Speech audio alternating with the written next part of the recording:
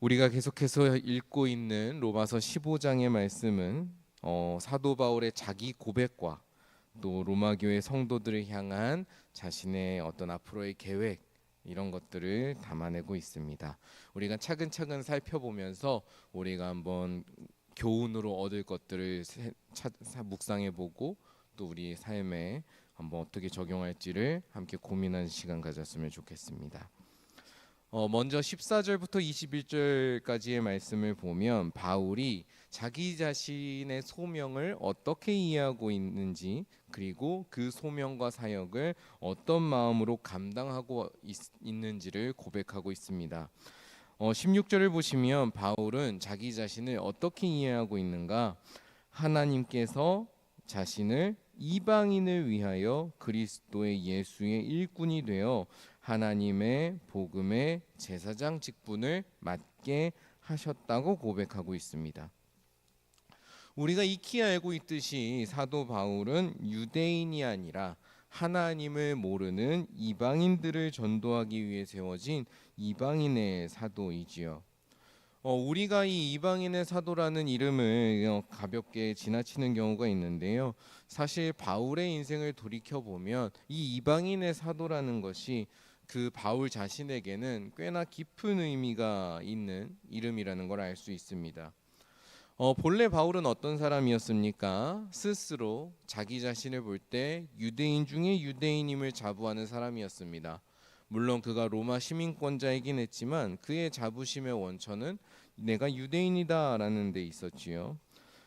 단순히 그냥 유대인이 아니라 바리새인이었고요. 그 바리새인 중에서도 가장 뛰어난 랍비다라고 평가받는 가말리엘의 문화에서 공부를 한 가말리엘의 제자였습니다.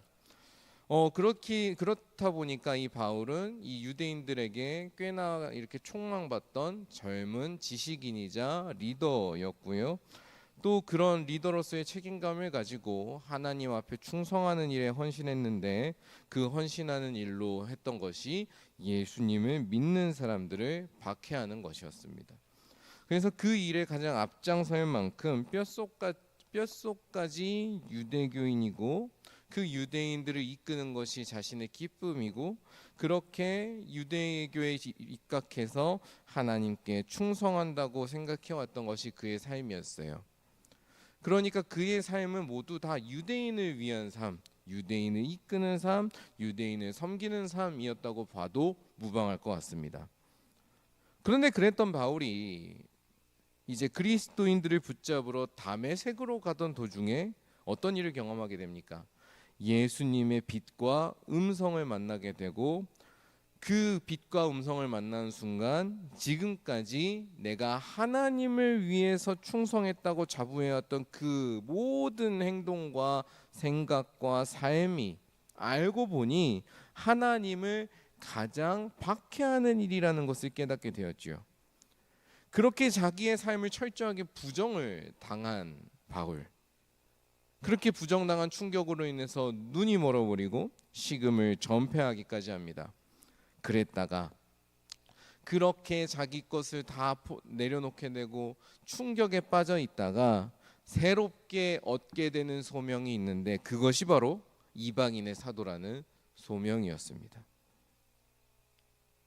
바울은 살면서 내가 이방인들을 정말 제대로 섬겨보겠다, 이방인들에게 내가 하나님을 제대로 전해보겠다, 그렇게 생각했던 적은 별로 없는 것 같습니다. 그에게 이방인은 어떻게 보면 관심의 대상이 아니었다고 해야겠죠. 근데 그럼에도 불구하고 하나님께서는 그런 바울을 전혀 예상할 수 없는 자리로 부르셨고, 그를 통해서 정말로 그 새로운 일을 행하셨다라는 겁니다. 바울은 그런 자기의 그 소명을 볼 때마다 하나님의 그런 일하심과 부르심을 다시 한번 곱씹었을 겁니다. 우리가 이러한 바울의 자기 고백을 통해서 깊이 깨닫는 바가 하나 있다면, 하나님께서는 우리를 전혀 예상할 수 없는 방향으로, 때로는 우리가 전혀 상상하지 못했던, 생각도 안 했던 방향으로 우리를 인도하시는 분이시다라는 겁니다. 우리는 종종 나에게 가장 좋은 길을 내가 제일 잘 안다고 착각합니다. 하지만 조금만 생각해 보면 우리는 잘 알지 못합니다. 우리에게 가장 좋은 길이 무엇인지, 내가 어떤 삶을 살아야 가장 나다울 수 있고, 그리고 나를 통해서 어떤 좋은 일들이 일어날 수 있는지 우리는 알지 못합니다. 그것을 아시는 분은 하나님 한 분뿐이십니다. 바울은 자신의 인생을 돌아보면서 그것을 깊이 깨달았던 것 같습니다. 그래서 17절부터 19절에 걸쳐 끝없이 강조하는 것이 무엇입니까? 그리스도 예수 안에서 일어난 하나님의 일에 대해서만 자랑한다. 이것을 강조합니다. 나에게 가장 좋은 것을 베풀어 주신 하나님을 신뢰하고 그 하나님께 모든 것을 맡겨드리는 사람은 나의 삶을 인도해 주시는 하나님 외에 달리 자랑할 것이 없다는 것이지요. 우리도 바울과 같이 살았으면 좋겠습니다. 하나님께서 나의 길을 제일 잘 아시고 내가 나아갈 될 곳을 잘 아시니 하나님을 의지하는 사람, 그리고 그렇게 하나님을 의지하기 때문에 내가 자랑할 것은 나의 실력이나 내가 가진 무언가가 아니라 나를 인도해 주시는 하나님 한 분뿐이시다 라는 고백, 우리가 그런 고백을 가지고 우리의 삶을 선하게 인도해 주시는 하나님을 신뢰하고 하나님만을 자랑하는 사람들이 되어야 하겠습니다.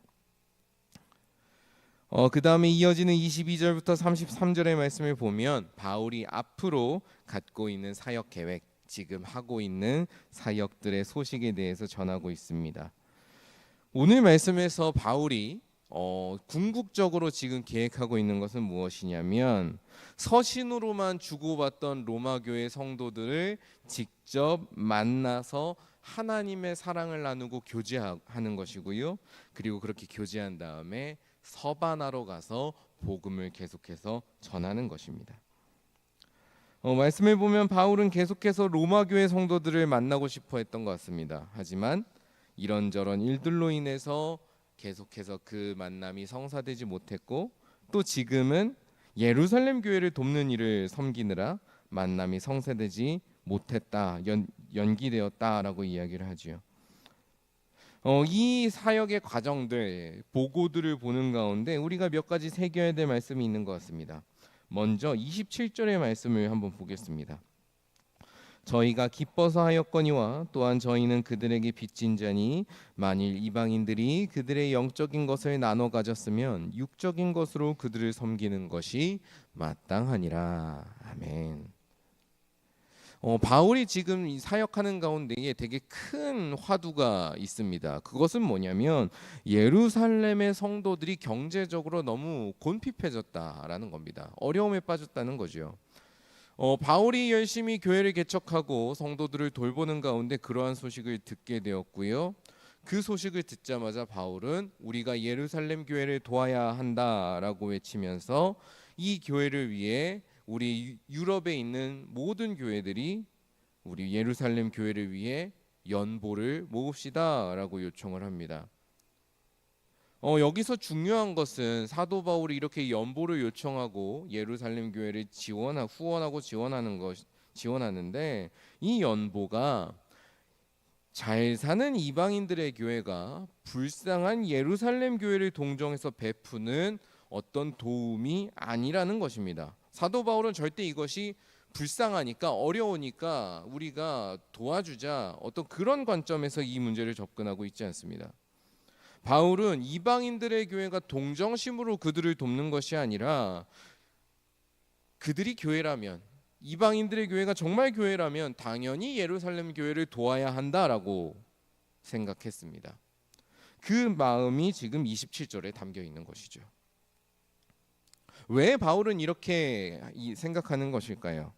간단합니다. 이방인들의 교회가 세워질 수 있었던 것은 누가 먼저 있었기 때문입니까? 예루살렘 교회가 먼저 있었기 때문입니다. 지금 이방인들이 예수 그리스도의 복음을 듣고 그리스도인으로서 거듭난 삶을 누릴 수 있는 것은 예루살렘 교회의 성도들이 먼저 박해를 받는 가운데에서도 땅 끝까지 복음을 전했던, 자기들이 갖고 있던 그 영적인 자산을 용감하게 정말 하나님을 바라보면서 예수님을 사랑하는 마음으로 나누었기 때문입니다. 사도 바울은 이렇게 생각하는 거예요. 그렇게 복음을 전해줬고 복음을 지켜왔던 그 역사를 기억한다면, 그리고 예루살렘 교회와 지금 여러분이 하나의 주님의 교회라는 것을 기억한다면, 이방인들의 교회가 자기가 갖고 있는 물질로 어려움에 처한 예루살렘의 교회를 돕는 것은 마땅한 일이라는 것이죠. 바울이 이렇게 이야기하는 이 말씀 속에서 우리가 알 수 있는 중요한 통찰이 있습니다. 그것은 무엇이냐면, 모든 그리스도인들은, 진실로 정말 모든 그리스도인들은 한 몸으로 이어져 있고 서로가 가진 것을 주고받는 가운데 함께 하나님께로 나아간다는 것입니다.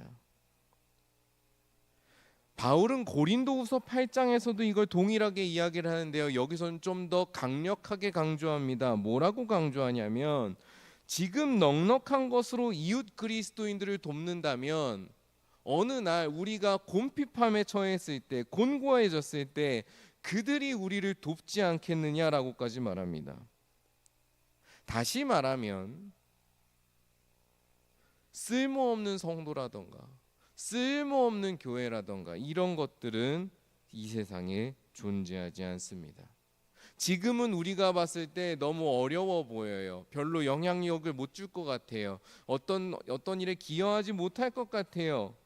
하지만 그것이 언제 어떻게 변화되어서 그들이 섬기게 되고 그들이 선한 영향력을 뻗치게 될지는 아무도 모른다는 겁니다. 그러니 우리는 서로를 항상 어떻게 바라봐야 될까요? 존귀한 존재로 바라봐야 되는 겁니다. 그리고 소중한 동역자로 대해야 하는 것이지요. 그 마음을 가질 때 오늘 사도 바울이 이야기하는 이 말씀이 이해가 되고요. 그러니 우리가 서로의 부족한 부분을 채워주고 섬기고 도우면서 밀어주면서 끌어주면서 함께 가는 것이구나, 이것을 깨닫게 될 것입니다. 그렇게 우리가 살아가야 한다, 오늘 말씀이 가르쳐주고 있는 것이지요. 29절에서 33절을 보시면 바울은 또 이렇게 이야기를 합니다. 로마 교회 성도들에게 나를 위해서 기도해달라 요청하지요. 이 요청에서도 중요한 것이 하나 있습니다. 그것은 무엇이냐면, 바울이 로마 교회 성도들을 만나러 가는데 그냥 가는 것이 아니라 선물을 한 보따리 가지고 나아갑니다. 근데 그 선물이 무엇이냐면 그리스도의 충만한 복입니다. 그 복을 가지고 여러분들을 만나러 가니 여러분들은 나를 위해서 마음을 합하여 함께 기도해달라 요청을 하는 것이죠. 여기서 우리가 마지막으로 한 번 더 분명하게 기억해야 될 것이 있습니다. 그것은 무엇이냐면 성도 간의 교제라는 게 도대체 무엇인가라는 겁니다. 성도 간의 교제는요, 단순한 만남이 아닙니다. 단순한 친분 쌓기가 아닙니다. 우리가 함께 모여서 물론 시시콜콜한 이야기도 나누고 서로의 삶도 나누고 그러면서 마음도 맞추고 함께 야유회도 가고 맛있는 것도 먹고 그렇게 친한 사이가 되는 것도 물론 친교입니다만, 성도 간의 교제는 그 정도의 차원의 문제가 아닙니다. 이 자리에서 성도들이 모여서 함께 예배를 드리고 함께 기도를 하고 오가면서 인사를 나누고 말을 주고받는다는 것은요, 그렇게 친구를 만드는 일 이상으로 정말 특별한 일이라는 것입니다. 왜 특별한 일입니까? 성도가 모여서 예배드리고 교제하는 가운데 주님께서 그 모임 가운데, 교제 가운데 우리에게 한없는 복을, 하나님께서만 주실 수 있는 그 하늘의 복을 충만하게 부어주시고요, 그렇게 우리가 받은 복을 서로에게 나누어 주는 가운데 하나님께서 우리에게 이토록 많은 복을 주셨구나 기뻐하며 풍성하게 누릴 수 있기 때문입니다. 성도 간의 교제의 자리는 그 하나님께서 주신 복을 함께 다시 한번 맛보고 기뻐하는 자리라는 것이지요. 하나님의 복을 다시 세워볼 수 있기 때문에, 하나님의 복을 다시 한번 곱씹으며 놀라우신 하나님을 찬양할 수 있기 때문에, 우리가 날마다 서로 만나는 이 자리, 성도의 교제의 자리는 우리에게 참으로 값지고 귀하고 정말로 기쁨이 가득한 자리가 됩니다. 그러니 우리가 어떻게 살아가야 하겠습니까? 날마다 모이는 예배와 또 우리가 함께하는 교제의 자리를 항상 기대하고 사모하는 사람들이 되어야 하겠습니다. 내가 받은 복을 나누어 주고 옆에 있는 성도가 받은 복을 내가 나누어 받으면서 함께 기뻐할 수 있기를 간구하십시오. 하나님께서 나를 이렇게 인도해 주시듯이 우리 교회 성도님들 한 사람 한 사람을 인도해 주셔서 우리가 만날 때마다 그 하나님의 놀라운 인도하심을 나누면서 함께 기뻐할 수 있게 해주십시오. 이렇게 기도하시길 바랍니다. 우리가 그렇게 기도한다면 평강의 하나님께서 그 기도를 들으시지 않겠습니까? 그리고 그 기도를 들으시고 우리 모두와 함께 해 주실 것입니다. 오늘 하루도 우리가 주님께서 인도하시는 대로 따라가는 사람들이 되기를 소망합니다. 그리고 주님이 주신 은혜를 충만히 누리고 주님께서 주신 복을 이웃 성도들과 더불어 나누면서 살아가기를 바랍니다. 그렇게 예배와 교제와 소명에 충성하는 삶을 살아가는, 그래서 이 교회를 더욱더 주님께서 기뻐하시는 교회로 빚어 나아가는데 또 일조하고 헌신하시는 그런 귀한 봉헌교회 모든 성도님들 되시길 주님의 이름으로 간절히 축원합니다. 함께 기도하겠습니다. 하나님 아버지, 연약하고 자격 없는 우리를 불러주시고 우리에게 가장 선한 길을 가르쳐 주심에 감사드립니다. 주님께서 허락하신 자리, 주님께서 맡겨주신 일이야말로 제가 가장 잘 감당할 수 있는 일이요, 저를 가장 저답게 만드는 일이며 또 제가 기쁨으로 감당할 수 있는 일임을 다시 한번 믿음으로 고백합니다. 주님께서 맡겨주신 소명에 온 힘을 다해서 충성하는 바울과 같이 하나님께서 맡겨주신 것을 기뻐하고 하나님만을 자랑하는 우리가 되게 하여 주옵소서. 하나님, 성도 간의 교제와 나눔이 얼마나 귀한 것인지를 되새겨봅니다. 하나님께서 주신 복을 나누고 하나님을 함께 찬양하는 이 교제의 자리를 통하여서 우리가 더욱더 하나님을 사랑하게 하여 주시고 하나님께서 베풀어 주신 은혜가 얼마나 큰지를 날마다 실감하며 하나님을 높이는, 그리고 그 하나님을 높이는 기쁨으로 살아가는 우리들이 되게 하여 주옵소서. 모든 순간 우리가 그런 마음을 가지고 주님께 영광을 돌리기를 원합니다. 우리의 부족하고 작은 고백들을 통하여 영광받아 주옵소서.